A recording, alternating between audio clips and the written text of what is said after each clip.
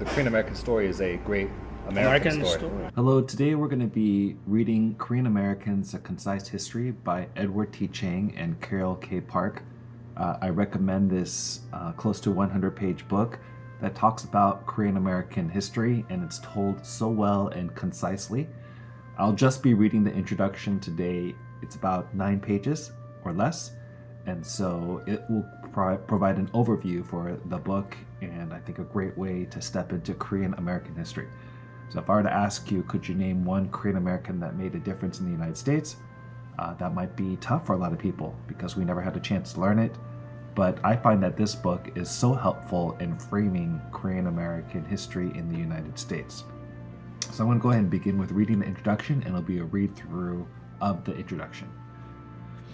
Understanding the history of Korea is an important stepping stone necessary to properly tell the Korean American story. While much of Korean American history is tied to Korea, it is essential to note that Korean American history is also a unique, separate narrative. Korean American history can be traced back to 1882, when the United States of America and the Kingdom of Korea signed a treaty known as the Treaty of Peace, Amity, Commerce, and Navigation. A very small number of Korean ginseng merchants landed in San Francisco, California in the late 1800s. However, official Korean immigration to the U.S. began on January 13, 1903, when a group of Koreans boarded the SS Gaelic and sailed to Honolulu, Hawaii. 102 of those pioneering Koreans labored on Hawaiian sugar plantations. By 1905, the number of Koreans in Hawaii swelled to 7,226. Today, the United States celebrates January 13th as Korean American Day. The early Korean American community focused its time and efforts on independence of their homeland. At the end of the Russo-Japanese War in 1905, Korea became a protectorate of Japan. By 1910, Japan had colonized and obtained Korea, and the peninsula became part of the Japanese Empire. It would remain under Japanese rule until 1945. Koreans living in the United States considered themselves nationals and organized meetings and rallies for the freedom of their homeland. They also gathered funds and published newspapers. Korean Americans also lobbied the United States government for political support and recognition of Korea as a separate nation during the 1930s and 40s and early 1940s with little success. Here you can see a picture of a worker cutting sugarcane in Hawaii, earning about 50 cents a day. Koreans living in Hawaii and on the U.S. mainland established churches and various associations to aid in the independence movement. Sigmund Rhee and Tosa Chang were the two of the main leaders in the Korean American community at the time. Their work, especially Tosa Chang-ho's, shaped the identity and structures of the early Korean American community in America. During World War I, 1914 to 1918, several Koreans joined the fight as American soldiers, hoping to learn combat skills they could later utilize in a fight against Japan. During the early 1900s, Korean American identity was strongly tied to nationalism. In 1920, a group of Koreans established a combat pilot training school in Willows, California. The school trained Korean pilots who believed their aviation skills could aid in the independence of their homeland. The Willows Korean Aviation School and Corps graduated Korea's first 2 aviation officers in 1921. When World War II broke out in 1939, several hundred Korean Americans, including Colonel Young-oh Kim, answered the call of duty and fought on the front lines for the United States. Colonel Kim became a war hero and a highly decorated U.S. Army officer for his actions, bravery, and leadership. Many Korean Americans fought in the war because they believed they were helping Korea as well. At the end of World War II in 1945, Korea regained its place on the world map as an independent nation. However, the country was divided into South Korea and North Korea at the 38th parallel in 1945. In 1948, Syngman Rhee became the leader of the Republic of Korea in the south, and Kim Il-sung became the dictator of the Communist Democratic People's Republic of Korea, the DPRK, in the north. 2 years later, on January 25, 1950, the North invaded the South and started the Korean War, which lasted from 1950 to 1953. The United States backed South Korea, and the Soviet Union and China supported North Korea. Bloody and horrific battles were fought on the Korean Peninsula. Korean nationals living in America joined the fight as U.S. soldiers. Colonel Kim, who had re-enlisted so he could fight for his motherland, became the first minority, non-white battalion commander during active combat in the history of U.S. Army.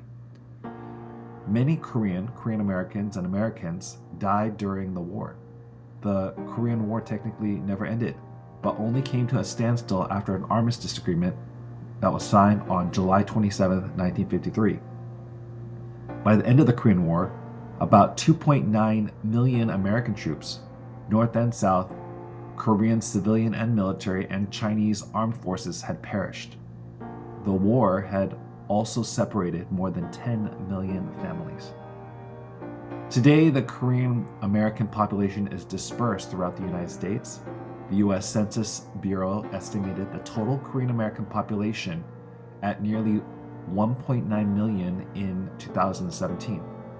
The highest concentration of Korean Americans reside in Los Angeles County, California, where the population reached 215,238 in 2017.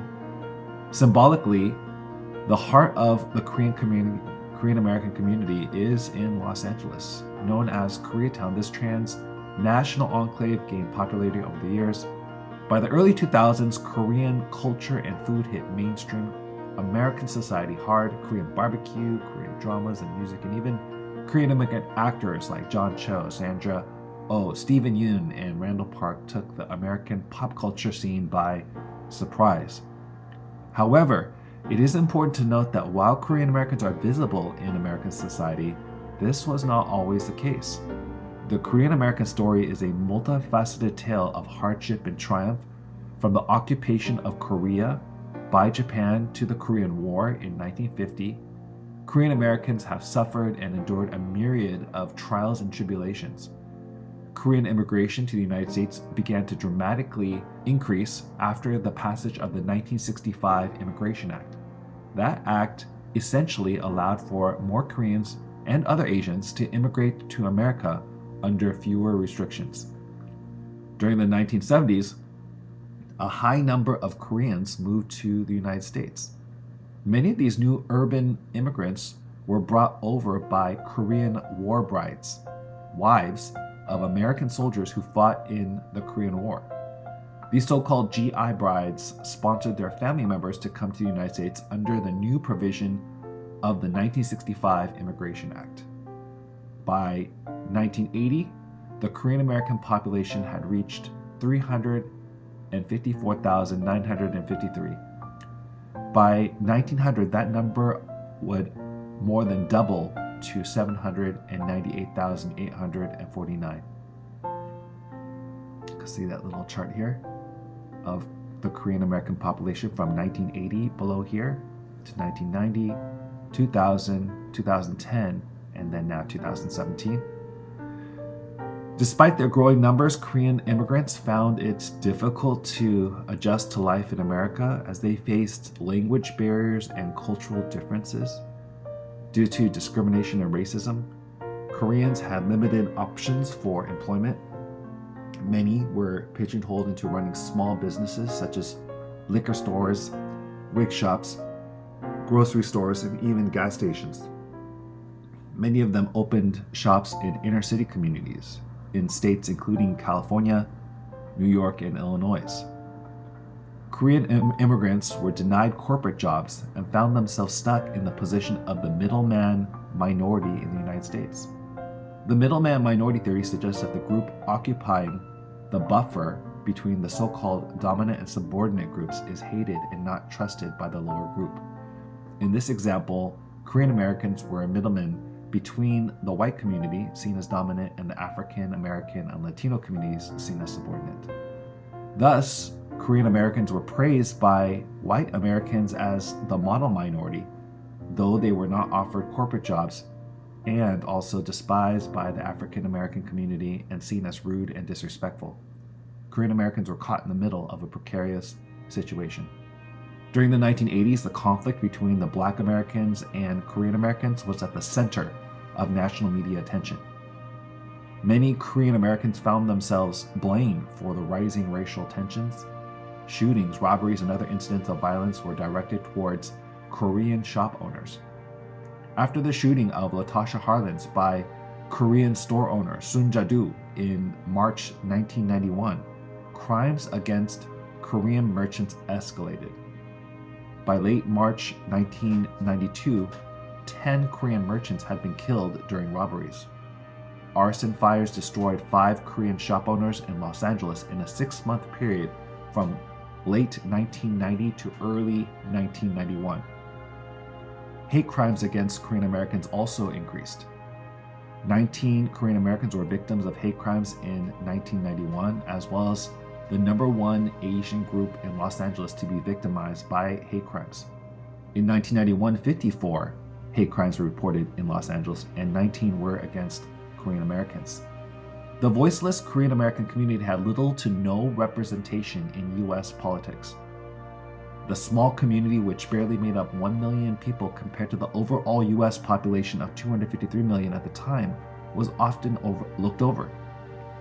With marginal representation in government offices, Korean Americans were forced to rely on churches and friends and family to help them.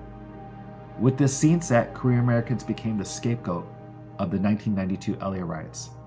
This event occurred after 4 LA police officers were found not guilty for the crime of violently beating African American Rodney King. Blamed for taking jobs, charging too much for inferior products, and not understanding or assimilating well into American culture, Korean Americans found themselves in a position that would later work against them. Korean Americans were left to defend themselves when the Los Angeles Police Department abandoned Koreatown during the 1992 LA riots. According to journalist K.W. Lee on the news, many Korean Americans were shown on the rooftops of their businesses with guns, battling would-be looters.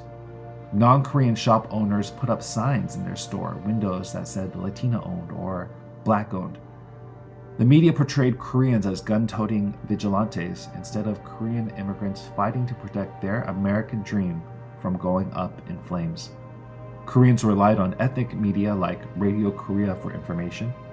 In fact, Radio Korea served as a lifeline for Korean immigrants during the Los Angeles riots of 1992. The real issue that surrounded the 6 days of violence were ignored by mainstream U.S. news media. These issues included differences in social and financial status, police brutality, racism, discrimination, drugs, gangs, a lack of education, and government neglect, among various other problems. The Rodney King verdict was a match that lit a fuse to a keg of dynamite that had long been stuck in a back room waiting to explode. When all was said and done, the riots took more than 50 lives, including that of one Korean American, Edward Song Lee. Of the $1 billion in damages, Korean Americans suffered 40% of the loss. Many Korean Americans lost their livelihood and never recovered from it. For the Korean American community, the psychological repercussions of the LA riots far outweighed the physical destruction. Today, Korean Americans who lived through the LA riots suffer from post-traumatic stress disorder, PTSD, and depression. However, not all was lost. The Korean American community in America emerged from that chaos in 1992 LA riots with a new sense of identity. Like a phoenix reborn from the ashes, the Korean American community regained its voice. After the riots, Koreans in the U.S. began to rethink their identity, learn many valuable lessons, and began to rebuild. The riots served as a catalyst for the community to critically re-examine what it meant to be Korean American in relation to multiracial politics and society. The early Korean American community viewed themselves as Korean nationals, a people without a home. But after the LA riots, Koreans in America recognized that their identity was tied to their host country, the United States. They began to view themselves as Korean Americans, not Korean nationals. After the riots, Koreans became more vocal and participated in politics and gave back to their communities, built coalitions, and strived to be more visible in their towns and cities. As a result, Korean Americans are no longer the unrecognized business owners of yesteryear. Now Koreans are a part of mainstream America. Despite the difficult history Korean Americans have suffered through, they are now business owners, citizens, teachers, lawyers, community activists, warriors, and so much more. To understand Korean American history properly, we must look at the people and the heroes who helped shape this small ethnic community into what it is today.